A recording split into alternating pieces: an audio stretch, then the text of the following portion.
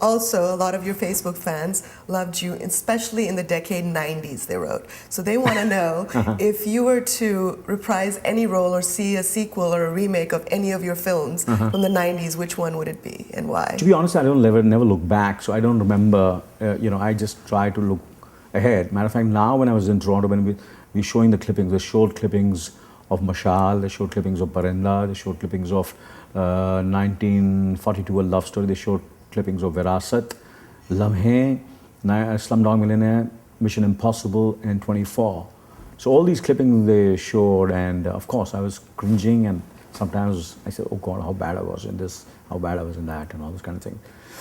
So, I just feel, a few 90s, what are the good films, I think?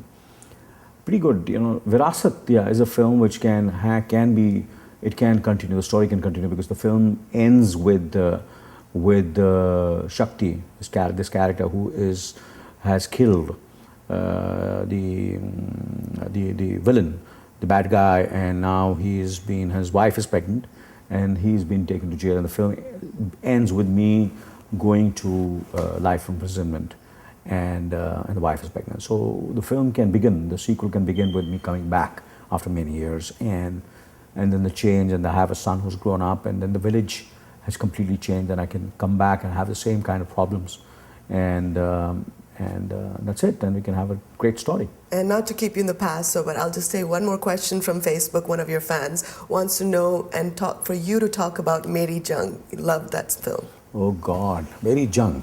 Yeah, Meri Jung, a lot of people, their favorite film, they tell me whenever they feel low and depressed.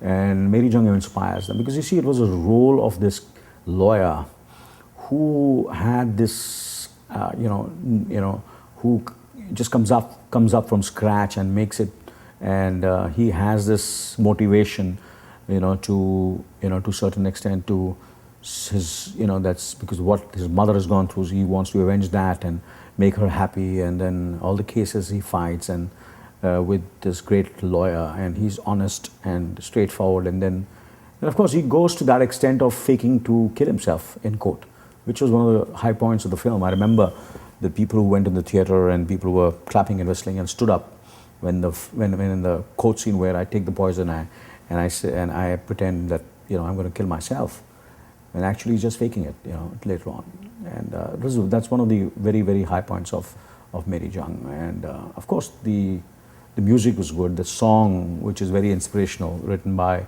Javed Saab and composed by Lakshmikant Pyarelal, which I feel for all of us is absolutely, you can identify with it. कि ज़िंदगी हर कदम एक नई जंग है, जीत जाएंगे अगर आप मेरे संग हैं. And another fan wants to know, looking forward, is there anything in Bollywood that you have yet to achieve and would like to? See, I have my next, immediately after Race 2, is Shoot Aur Badala, which I'm very, very excited about. And this film is about the 1970s, about these gangsters, and I play a real-life character for the first time of Isaac Bhagwan, and the film's really shaped brilliantly, absolutely, and the films really will change a lot of careers, and it's a very hard-hitting film. It's very entertaining, very dramatic, and it's very real, but commercial, of course. And it's produced by Anil Kapoor and Sanjay Gupta. So that's my next release, which I'm very, very excited. And of course, there's so much to do in, I'm doing 24 in India, which you call Bollywood, which I'm very excited about. It's like I've taken the franchise from here, and I'm going to play Jack Bauer. And I had a lot of meetings yesterday with the 24, with the creators of 24 and the producers and the studios and all, and they're very, very as excited as I am. And Howard Gordon, who is the showrunner, he said, I will not be surprised that Americans for curiosity would see the Hindi version and see how Jack Bauer is going to be in 24. That'd be fantastic. Yeah, fantastic. And I'm sure people all over the world would want to see another Jack Bauer and the Indian version of 24. So when is that going on the floors? I start shooting as soon as I go back. May 12th, I start shooting for the film, and I think hopefully in June or July it should be aired. The original 24 is very action-packed. Is that going to be Absolutely, absolutely. It's going to be as action-packed as the original, yeah. So how excited are you? I'm very, very excited. Never been so excited in my entire career. Now let's talk about Mission Impossible, Ghost Protocol. Yeah. I have a little story to tell you on this. Is it? So last Christmas, well, it was before last to last Christmas, I saw this and saw the wonderful sights of Dubai. Ended up going to Dubai after seeing that film because it was so great and we loved you in it. Yeah, thank you so much. I enjoyed doing, Mission Impossible. It was a cameo, but it was real fun. More than the, it's as I said, when you do films, it's about this journey, the people whom you meet, the friends you make. And Mission Impossible, in a way, has deepened my relationship with the entire, of course, with Tom Cruise, who came to India. It was very generous, very graceful for him to come out to our country, and he loved our country. He loved the Taj Mahal, and he was so thrilled, excited. He still is, he says this is one of the epic moments of his life. And then, of course, I became friendly to the director and the producer, Brian Burke, who is the producer of the film. I'm going to meet him today in the evening for a drink. He's a great guy, so we become really close friends, and it's great to talk to him. So much of energy, so much to learn from these guys, and of course I just met J.J. Abrams. He's one of the producers, and but I've just met him once. But of course I'm looking forward to his film, Star Trek Into Darkness, as the sequel to Star Trek, and that's their next film from their company. And hopefully I think next film for Bad Robot, I'll ask him. I say, "Mujhe bhi le do yaar."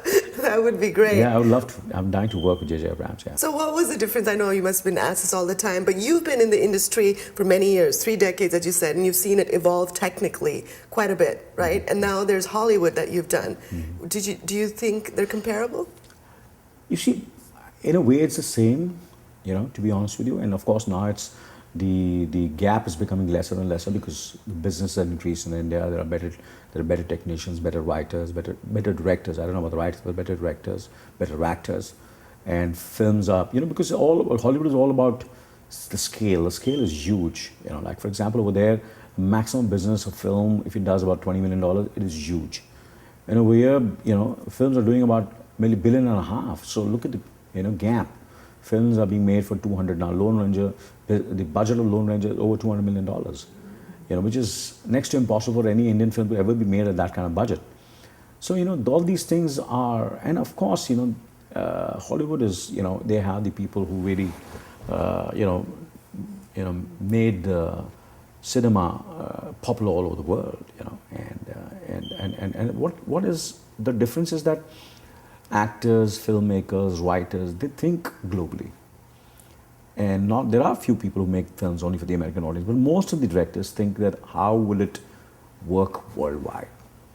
We in India, basically, we think very nationally, and we think for our market only, not globally. So that's the difference, Tell us a story for Mission Impossible, a nice anecdote.